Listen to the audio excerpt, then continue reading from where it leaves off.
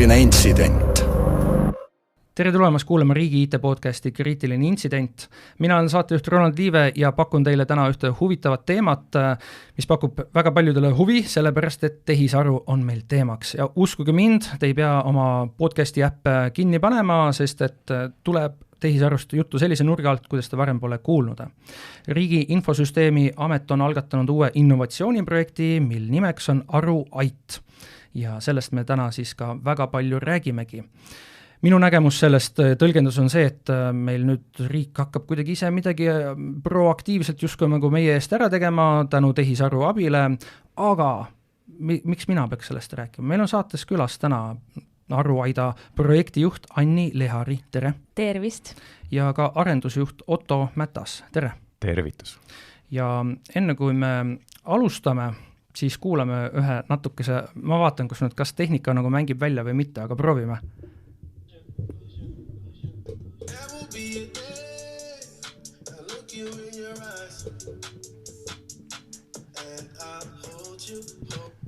Nii, tehnika mängis välja, Otto hakkas natukene nõjatuma, ehk siis ma päris puusse vist ei pannud, oli õige asi, et nüüd Otto räägib ära enne, mis on, kui me enne tõsisemate teemade juurde läheme, et alustame sellise jäämurdega, mis asi see oli?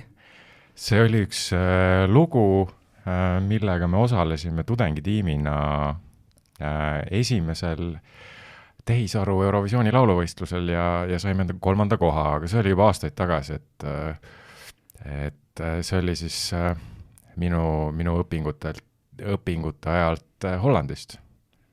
Seda ma vaatan, see on tõesti aastaid tagasi, 6 aastat tagasi on see video pandud YouTube üles, et see näitab seda, et kui palju meil tegelikult tehisaru on ajaga edasi arenenud, liikunud ja siis sellest, et üks hetk oli teil siis nii-öelda muusika vastu huvi või midagi sellist ja siis nüüd olete nagu ka teie ise isiklikult edasi liikunud. Absoluutselt jaa, et muusika vastu huvi on säilinud tänase päevani, aga too projekt saigi võetud isiklikust huvist, et tekkis selline võimalus teha nii-öelda rakenduslik projekt ja tol aastal Eurovisioon toimus Hollandis ja siis meie mõtlesime ka, et võtame siis huvitavast konkursist osa, et siis seal paralleelselt toimus siis see tehisaru lauluvõistlus ka. Üks küsimus selle teema kohta, mis selle nii-öelda teie bändi nimi oli ja loo nimi oli, et kui keegi nüüd kuuletes tahab seda ka kuulata täismahus? Loo leiab üles nimega Abus, A-B-B-U-S järgi ja ma arvan, et seda võib otsida nii YouTube'ist, Spotify'st kui SoundCloud'ist vist, et jah, see peaks olema üleval, et või siis Hollandi Rahvusringhäälingu kodulehelt leiab selle kohta isegi blogipostitus, et mida me täpselt tegime ja kuidas, et selle leiab üles, jah. Nii, jää on murtud ja kuulajatele ka see lubadus täidetud, et me räägime AI-s sellise nurga alt, mida pole varem kuulnud. Kes on kuulnud Eestis mingisest AI Eurovisioonist, mina ei olnud varem mitte midagi kuulnud. Aga millest ka väga paljud ei ole kuulnud, on AruAit ja see on nüüd nagu see tõsine teema ja niimoodi. Et Anni, mis asi see AruAit on? Jaa, riik on meil täna toimetanud valdavalt nii, et kui inimene soovib riigiga suheldes midagi saada, siis peab ta riigiga ühendust võtma. Meil on küll tekkinud mõned toredad proaktiivsed teenused, kus näiteks lapse sünni puhul ei olegi vaja midagi teha, vaid tuleb sulle rõõmus teada, et palju õnne oled saanud lapsevanemaks, kas soovid raha ka saada. Aga nüüd tehisaru ajastul ja eriti just viimasel ajal on väga palju tekkinud ka nii-öelda laias teadvuses, siis laiemasse teadvusesse on tekkinud tehisaru agentide mõiste, mis siis tähendab seda, et sul on võimalus volitada kedagi enda eest midagi tegema. Ja sa saad anda talle ülesandeid. See tehnoloogia on meil kõik täna juba olemas. Meil on näiteid ja kaasuseid sellest, kuidas on näiteks tehtud ära oma majandusaasta aruanne sellisel kujul, et polegi oma tehisaru rakendusest välja mindud, ei äriregistrisse ega panka, vaid siis oma agendi toel ja najal on siis kogu aruanne kokku pandud ja ära esitatud.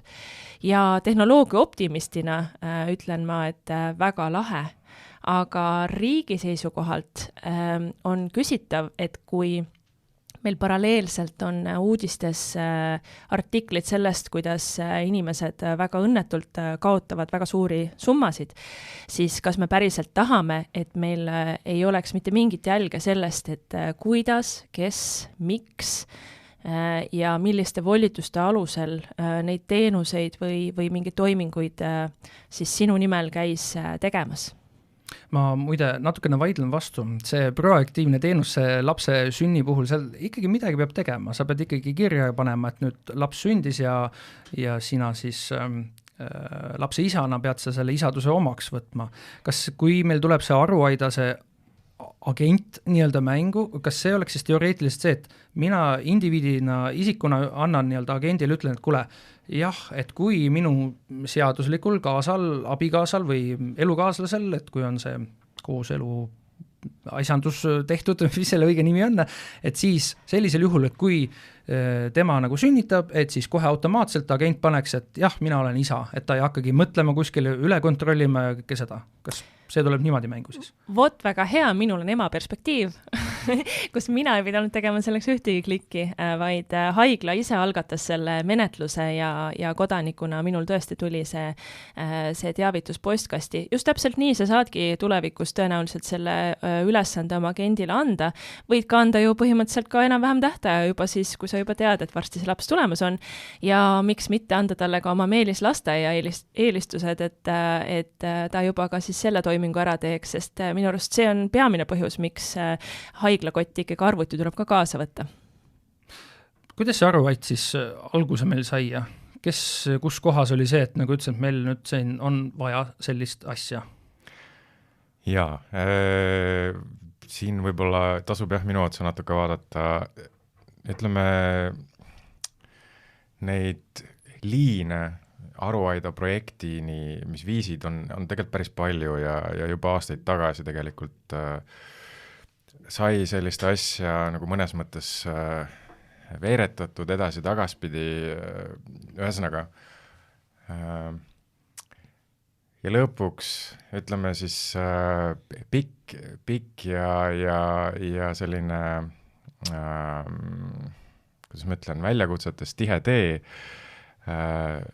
leidis sellise finišijoone siis tõesti seal Riigikantselei innovatsioonifondi ukse taga, kus tuli välja, et tõepoolest ongi olemas võimalus selliseid asju ka nagu päriselt ellu kutsuda. Ehk siis innovatsiooniprojekti kontekstis piloteerida, vaadata, kas selline asi üldse toimib, mida on vaja selleks, et sellist asja nagu aruaid tulevikus päriselt ka rakendada.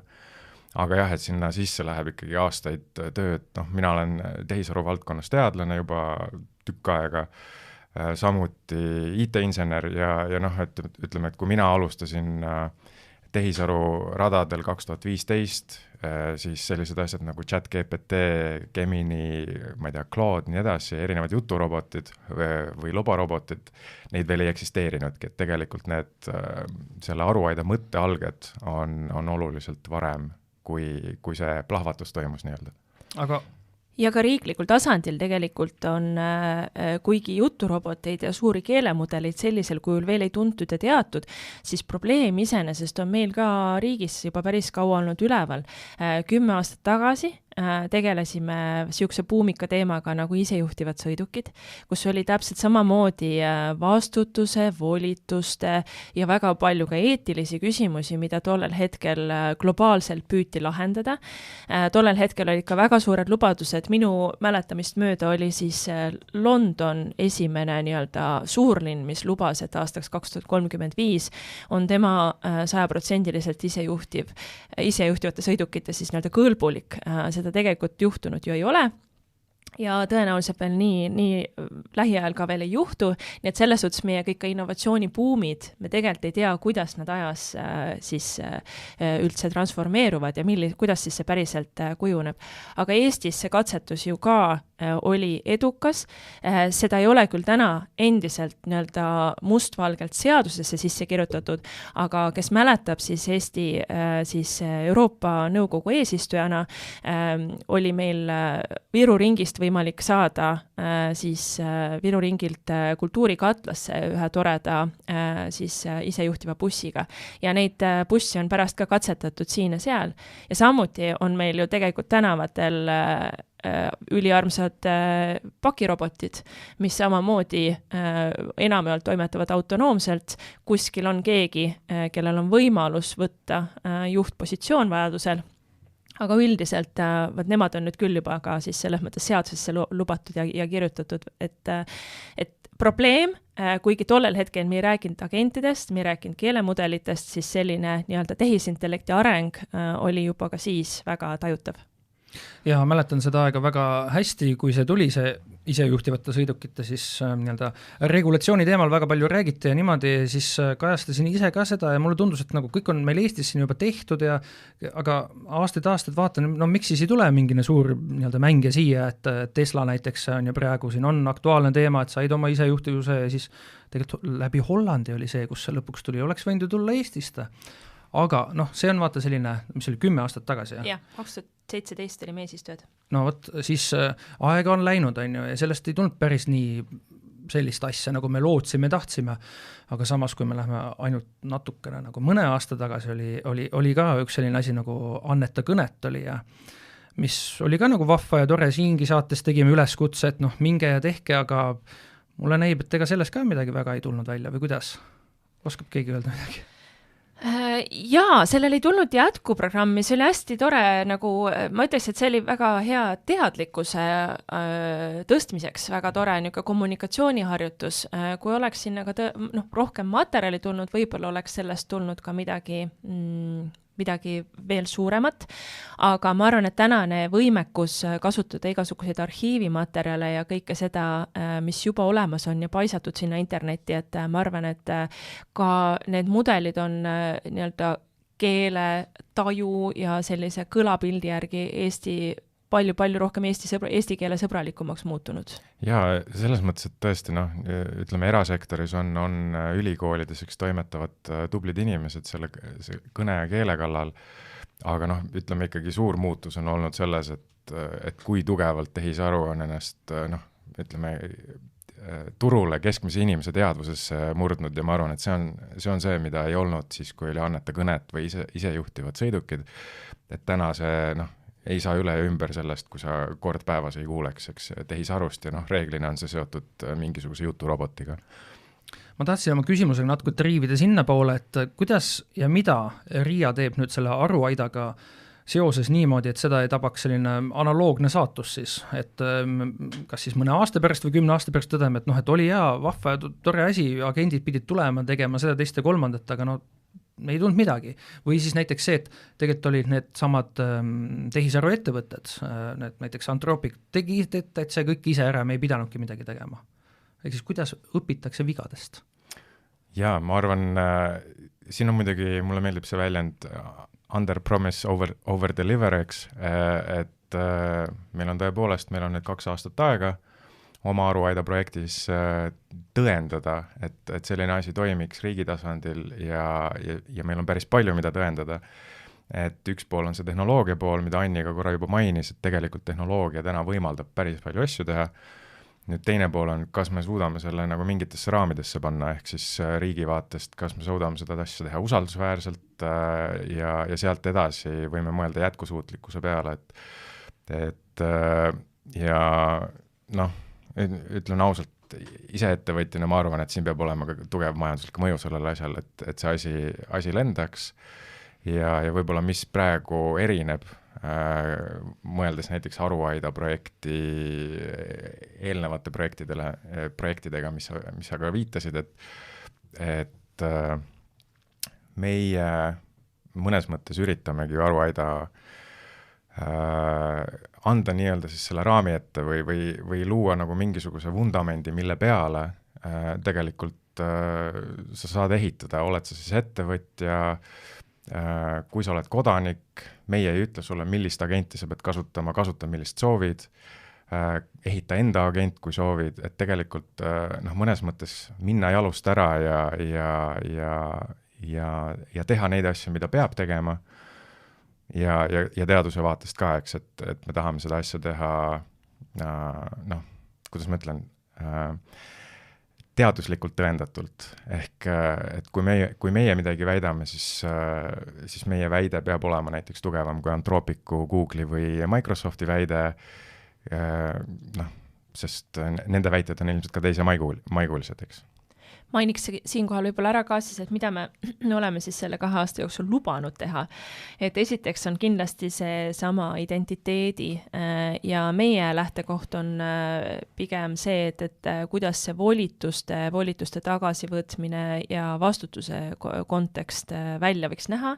Et kogu selle projekti disaini juures ei ole praegu ühtegi ette kirjutatud lahendust ühegi liini osas, et oleme hetkeseisuga väga avatud kõikidele mõtetele. Küll aga tõenäoliselt need siis mingi hetk tuleb mingid valikud teha, sest et ressursse, nii ajalist kui ka rahalisi vahendeid on lihtsalt piiratud mahus.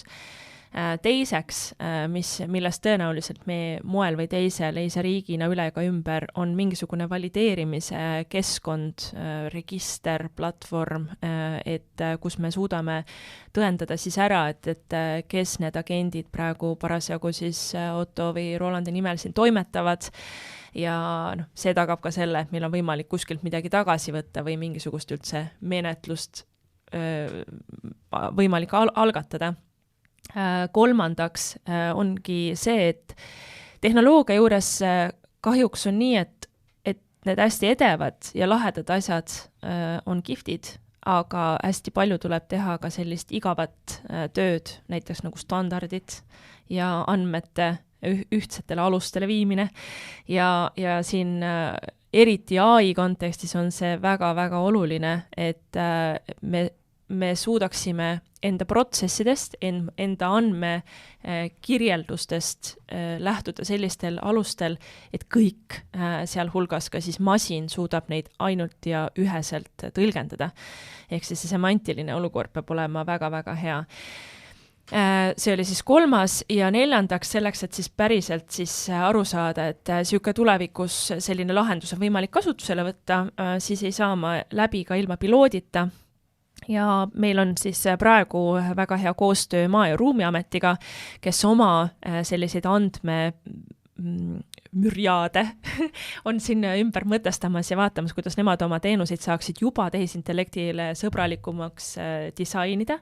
Ja me siis nii-öelda teiselt poolt anname oma käe siis Aruaida suunalt, et vaadata siis nende näiteks teenuste pinnalt, et kuidas kogu see süsteem võiks siis kokku kõlada.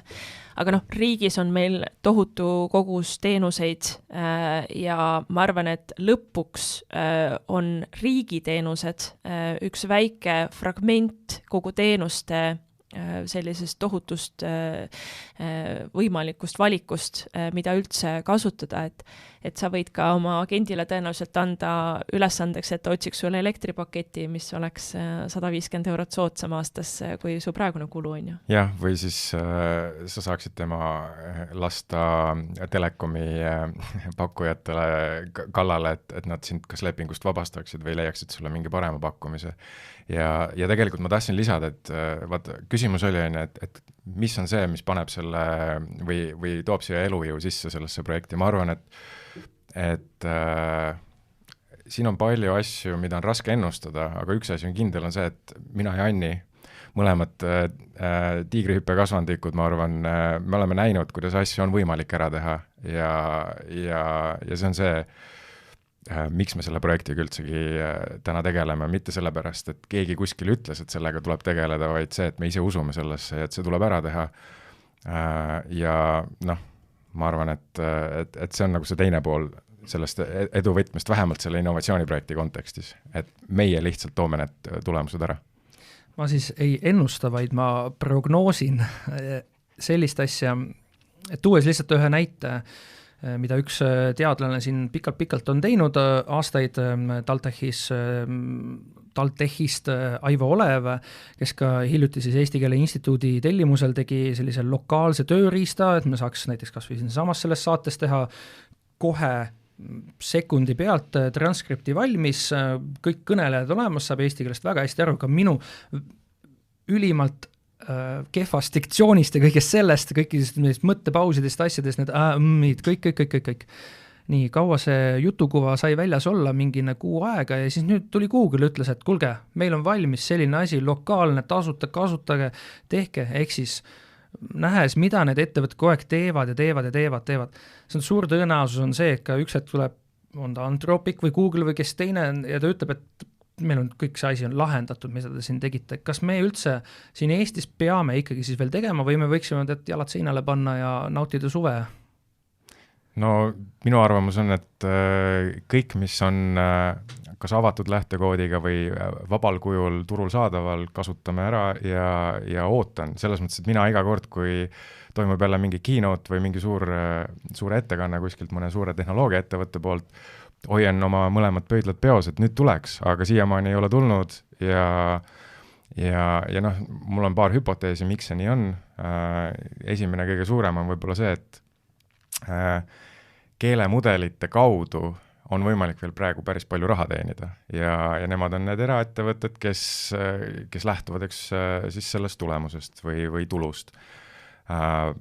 Samas meie juba näeme neid mõjusid ka riigi tasandil, meil on mis see on siis teabenõude on ju värk, et ametnik peab vastama sulle 30 päeva jooksul, kui sul tuleb 100 000 päringut sisse mõne AI-agendi poolt, täna meil ei ole tehnoloogilist võimekust sellele vastata. Vaevalt, et Anthropic hakkab sellele mõtlema lähema 2 aasta jooksul. Meil on see vajadus juba täna.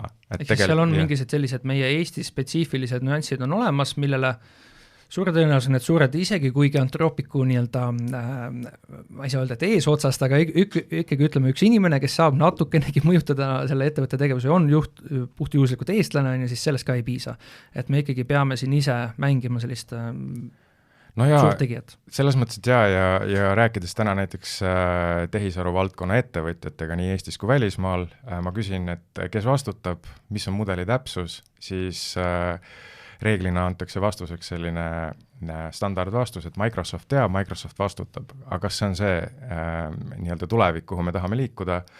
Mina panustaksin teises suunas. Igaks juhust täpsustan, et me ei lähe ehitama siin mingit super-hüper riiklikku agenti, vaid me pigem oleme, meie projekti eesmärk on tagada need sillad, et oleks võimalik erinevatel agentidel siis nii turult ise loodud ja nii edasi, neil omavahel suhelda. Et siin on ka selles mõttes, ma ütleks, et suur nagu vahetegu. Tõmbaksin võib-olla selle Aruaida puhul paralleeli sellise innovatsiooniga nagu XD, mis on ju Eesti ka siuke digiedulugu ja väga hea ekspordiartikkel olnud juba aastaid. Vaatet juba aastakümneid, aga okei, igaks juhuks ei bluffi. On küll. On juba kümneid, jah? Jaa, sellepärast, et kui meil sellest 2007. aastast, kui meil oli suur pronksiöö ja sellega seoses need suured küberrünnakud, kui sellest on juba meil siin 20 aastat kohe, siis aastakümneid kindlasti. Aeg lendab.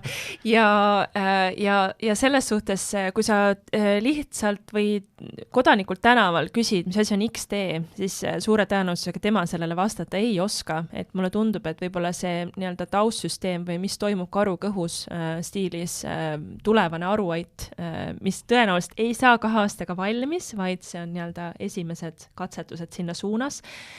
Ma ei tea, kas tänases tehnoloogia arengus üldse on võimalik mingi tehniline lahendus päriselt valmis toota, aga see selleks, et siis ka sellest Aruaidast sa ei pea otseselt nii-öelda aru saama, vaid ta on usaldusinstrument siis riigi ja kodaniku ja eraettevõtetega suhtluse vahel, sest pangad, kes on kindlasti siin väga suured innovatsiooniliidrid loodetavasti, tegelikult ka siis võiksid pigem olla need initsiaatorid või driverid siis sellele nii-öelda võimalikele teenustele, mida päriselt saaks kasutada. Ehk siis teie ei loo veel praegu ühtegi sellist konkreetset agenti, ei hakka olema nii, et 2 aasta pärast keegi saaks küsida nii-öelda kriitiliselt, et öelda, kuulge, login eesti.ee-sse, ma ei näe ühtegi agenti, ma tahaks, et mul oleks ongi tuludeklaratsiooni agent või et isaks saamise agent, sest et isak peab võtma isaduse omaks ja seda ei saa teha ema. Just, et see isaks saamise agenti niimoodi, et sellist asja me siis ei hakka seal veel nägema, vähemalt mitte sellises ajaraamistikus tänases päevas, kui me seda saadet teeme, kõik võib tegelikult muutuda, sest et siin kõik need ka uued keelemudelid, asjad võivad tegelikult teoorias ju muuta seda väga palju. Aga samas te panete nii-öelda aluse selleks, et ühel hetkel võiks midagi sellist olemas olla. Aga käis läbi see sõna turuplats. Kas see tähendakski seda, et praegu selle arutelu käigus ongi, et Otto on tark, arukas ja siis tema arendab mingi see agendi, tema saab selle agendi panna üles ja kõik, kes soovivad, saavad seda kasutada. Ja siis riik on nii-öelda mingiseks vahendajaks seal ja ütleb, et noh, et jah, me vaatasime Otto tausta üle, ta on nagu normaalne tüüp, ei ületa kiirust ja ei ole midagi muud halba ka teinud, et võite tema agenti kasutada. Kas see on midagi taolist siis või? Seda, kuidas see lahendus täpselt välja hakkab nägema, on hetkel ennatlik öelda. Tõenäoliselt ei profileerime ka Ottot kui inimest, et kuidas tema liikluskäitumine on, vaid pigem see, et mida ta soovib oma agendiga korda saata, et kui ta soovibki oma isadust kinnitada või majandusaasta aruannet esitada, et siis on see tõenäoliselt okei.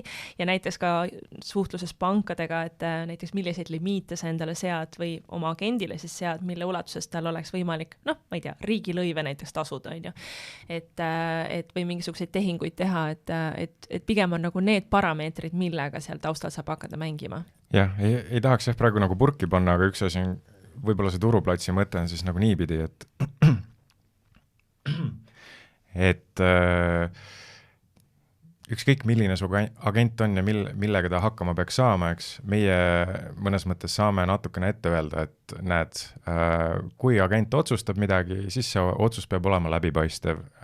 Kui tehakse mingisuguseid toiminguid, siis need peavad lähtuma seadusest ja nii edasi, et tegelikult nii nagu on ju, inimene toimetab ja inimese käest on võimalik küsida, et miks sa tegid nii või miks sa tegid naa, siis peab olema see ka tõenäoliselt agendiga umbes sarnane.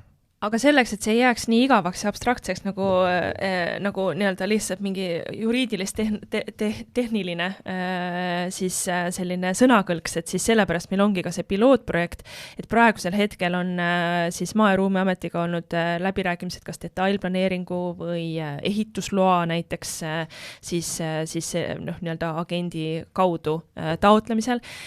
Ma võin lahjemat sorti mürki võtta, et inimesed, kes on puutunud kokku ehitusloa taotlemisega ja isegi need, kes ei ole puutunud kunagi elus kokku, juba hakkab vaikselt pea valutama kuskil, nii et selles suhtes eriti otstarbekas on vähemalt esialgu seda tehisaru nii-öelda nutikust panna ka nendesse kohtadesse, mis on inimesele ja tavalise automatiseerimisega võib-olla liiga keerukad, et siin saab ka selles mõttes nagu otsustada, kus seda väärtusloomet üldse luua.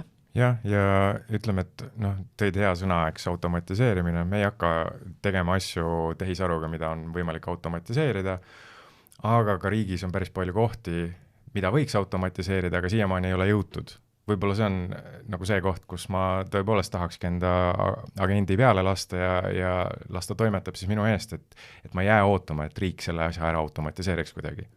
Kus te selle Maa- ja Ruumiametini jõudsite? Et lihtsalt koputasite ukse taha ja üldse, et arvait ja tulge nüüd ja ruttu teeme ära või kuidas see välja nägi? Eestis on õnneks nii õhuka riik, et kõik tunnevad kõiki ja selles suhtes, kui keegi kuskil juba ägedalt millegagi toimetab, siis need sõnad levivad hästi. Et Maa- ja Ruumiamet on praegu tõesti näidanud ennast sellise innovatsioonilavana, ma ütleks, et nad soovivad tekitada muutust oma teenustes ja selles, mida nad pakuvad. Ja teistpidi see over-delivery pool, ehk me üritasime natuke nagu sisemiselt ka mõelda, et mis on selline teenus või protsess riigis, mis on tõepoolest keerukas, nõuab tohutult palju päringuid, erinevaid samme protsessi sees.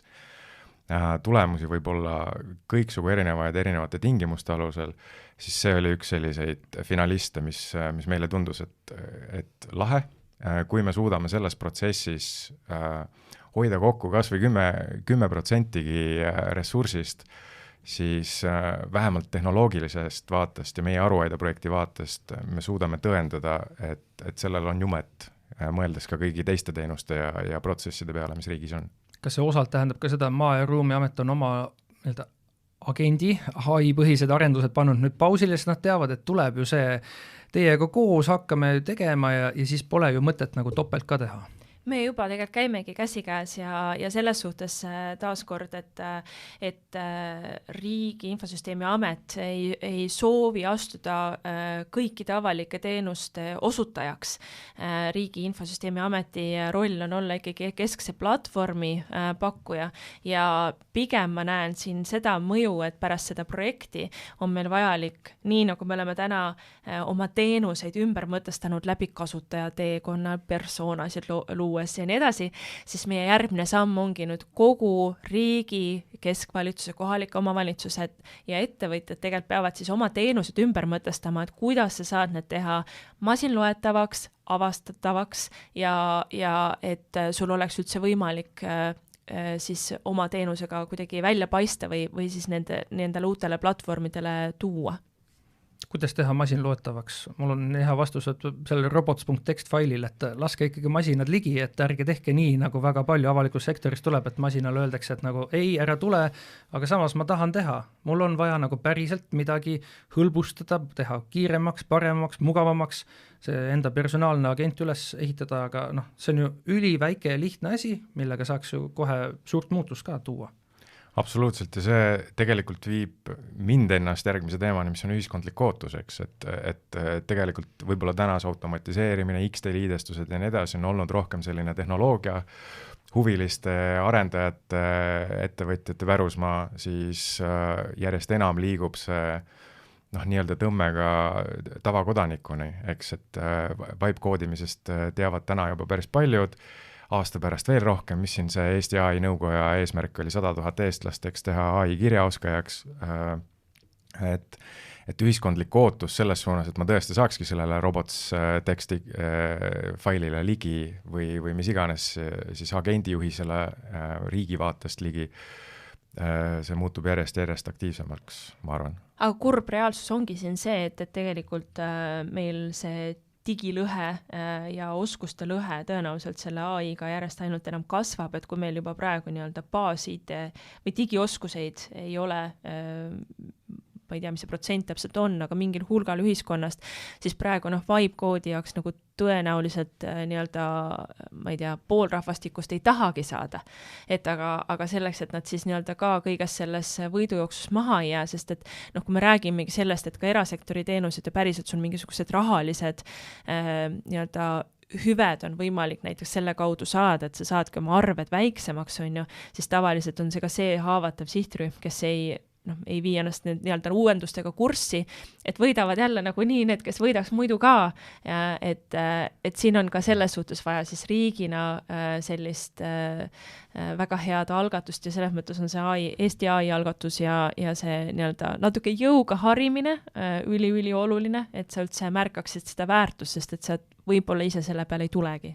No see on muidugi üks pool, teine pool on see, et ma ei tea, siin Apple lubab meile nüüd päriselt ägedat Sirit, eks, kes vajutad nuppu ja ta juba toimetab ja ma arvan, et ka teistel platvormidel, et ühesõnaga, et inimene ei pea enam tahtma AI teha, vaid ta vajutab ühe nupu ja AI juba teeb ja see, et meie siis üritamegi Aruaida mõttes pakkuda liikumisteekonda sellele agendile, assistendile, kuidas nimetada soovid, eks, et ta ei käiks kus iganes pimedates paikades ja läbi rentsli, vaid tulekski läbi siis vähemalt Eesti riigiga suheldes ja riigi tasandil võib-olla ka ettevõtjatega suheldes, tuleks läbi sellise läbipaistva ja kontrollitava teekonna. Kuulge, aga mul on väga palju segadust.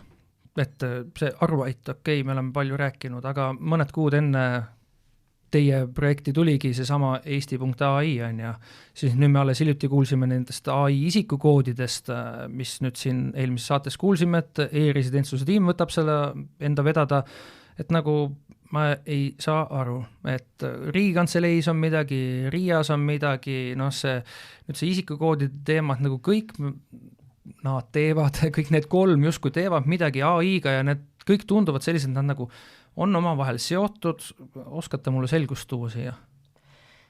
Taaskord selles suhtes Eesti on pisike ja võin selles mõttes kinnitada, et me tegelikult omavahel mitte ei konkureeri, vaid teeme koostööd. Meil on suhteliselt lühikesed ajavälbad, millega me tegelikult soovime mingit muutust saavutada ja mõistlik ongi tekitada nii-öelda ühisrinne, et sa sama eesmärgi nimel ka lased selles suhtes mitmed tiimid peale. Siis e-residentsuse tiimil on natuke oma nišš, millega nemad soovivad tegeleda ja mis nende väljundid on.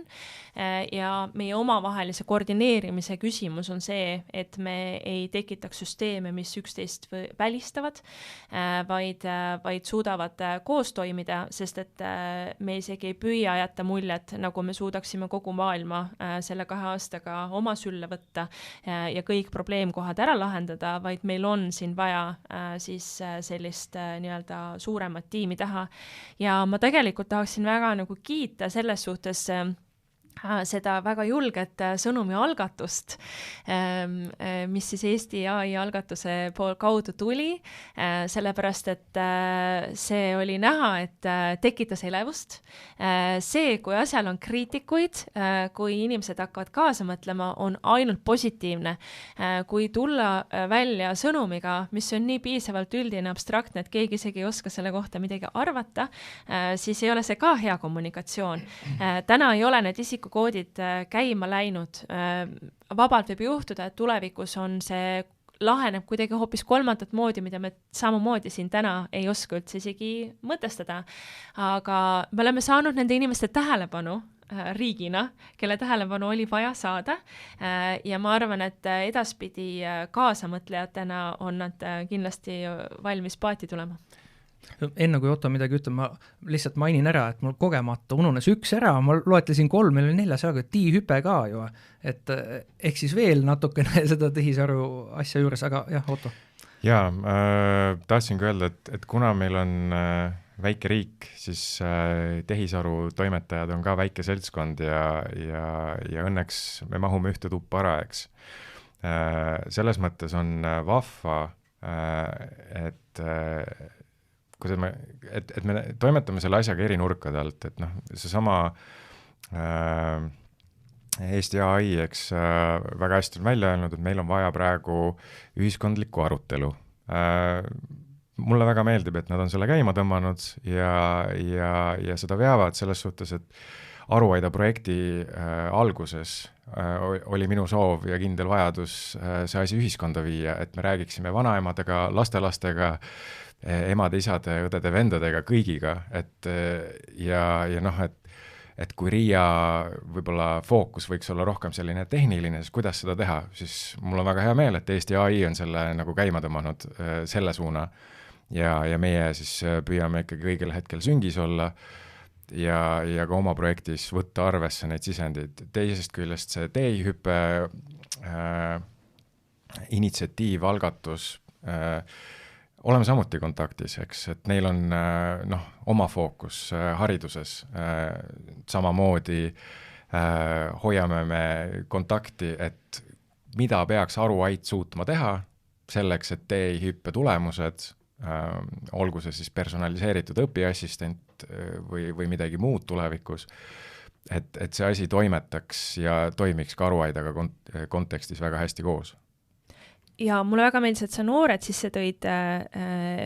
Minu tugevus on see riigi valitsemine, riigihalduse teemad ja üks asi, mis on mind alati ka väga paelunud riigi poolt teenuste pakkumisel, on just see, et me tegelikult ei oska täna tuleviku noortega üldse arvestada, sellepärast, et keskmine noor vajab päriselt esimest või tema esimene kokkupuude riigiga on A, ajateenistus või B, ülikooli õppima minek. Ehk et tegelikult suudab ta väga edukalt elada peaaegu 20 aastat, nii et tal pole vaja riigiga suhelda. Tema vanemad tõenäoliselt teevad seal midagi, aga noor ise mitte. Meie järgmine põlvkond tõenäoliselt ei ole sellist asja nagu arvuti, et enam ei vaja. Kõik, mis tal on nutiseadmes ja selles suhtes on hästi tore, kui nad on kogemusega ja võib-olla oskavad ka oma agente juba nagu luua, et neil polegi vaja seda nii-öelda praegu disainitud interface'i üldse kunagi kasutama õppida. Et see võib-olla hoopis lahendab meil selle teenuse osutamise probleemi hoopis niipidi ära. Juhiluba. See on ka asi, millega nad võib-olla puutuvad kokku ikkagi varem, et 16 aastat saab juba teha ju, hakata tegema, nii et siis nad võiksid ka kokku puutuda selle poolega. Nii, aga ma tahtsin teile öelda sellist asja. Võtsin teie veebilehelt, teil on see projektiplaan on, mis te arvate, mis ma tegin sellega? Mis ma teie projektiplaaniga tegin? Panid oma kriitilisse assistenti sisse ja küsisid, mida peaks küsima? No vot, see ei ole isegi kriitiline assistent, vaid lihtsalt nagu Anthropicu Opus 4.8 mudel, ehk kahjuks ma ei saanud seda Fable 5 kasutada, vähemalt sel päeval, kui me seda siin salvestada, seda praegu ei ole, jah, ta oli, kadus ära kõike seda. Ja siis ma ütlesin, et nagu, aga et vaata nagu realistlikult sellele asjale otsa, kas kuidagi nagu kiiremini ka saaks seda. Ja siis ta ütleski et nagu see teaduslik baas, mis teil seal on prototüüp ja pokk, et 10 kuud, et seda on kuule, ma teen paari nädalaga ära, eks. Aga ma kujutan ette, et kuna Otto on tiimis, siis te nagu enne ka mõtlesite selle peale, et lasite kuskilt mudelist läbi, sest et tegelikult lõppkokkuvõttes ta nagu ütleb realistliku hinnanga ütleb, et see 1,5–2 aastat ongi nagu see ajaraam, sest siin on väga palju, kus inimesed peavad tööd tegema, et on need õigusanalüüsid, asjad, et seda ikkagi ei saa nagu agent või tehisaru ära teha, nii et lähenesite õige nurga alt siis, jah? Jah, ütleme, selles mõttes, et tehnoloogilisi prototüüpe saab kiiresti teha, eks.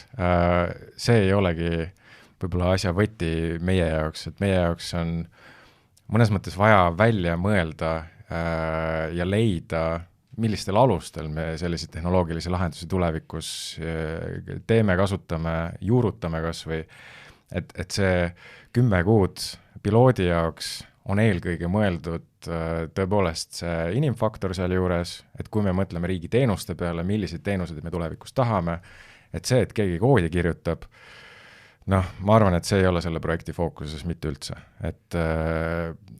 aga tuues ikkagi tehnoloogia poole sisse, et siis ma ei tea, räägime krüptograafiast, räägime algoritmidest ja sellest, milline võiks olla krüptograafia tulevik.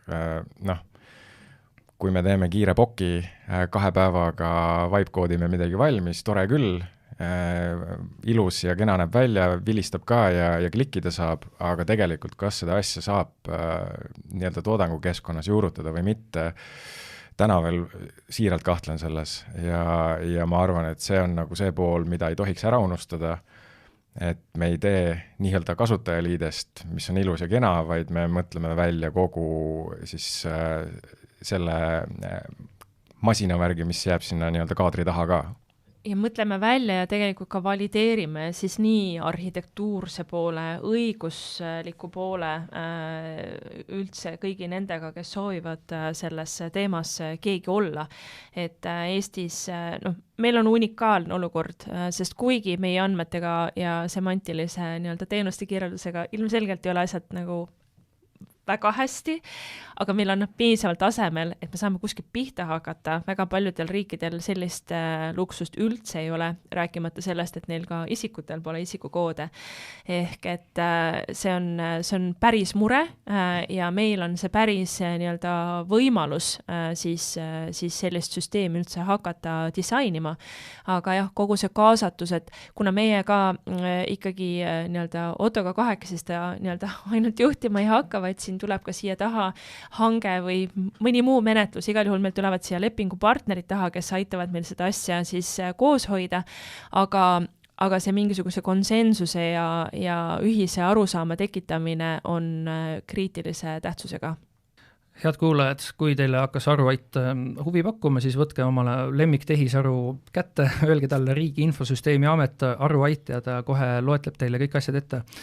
kuna meil tänane saade on juba päris pikaks veninud, siis kahjuks peame andma selle võimaluse siis tehisarule, et ta seletaks teile rohkem lahti kuulajad, mis seal kõik on, näiteks mida infopäeval räägiti, et mis asi on agendipolitsei ja nii edasi, et väga palju huvitavaid asju on seal tõesti. Aga tänases saates olid meil külas Riigi Infosüsteemi Ametist Anni Lehari ja Otto Mätas, kes siis selle projektiga on väga, väga tihedalt seotud, sest et on selle projekti juhid ja arendusjuhte. Ja mina olen saatejuht Ronald Liive, tänan teid kuulamast ja kohtume järgmisel korral.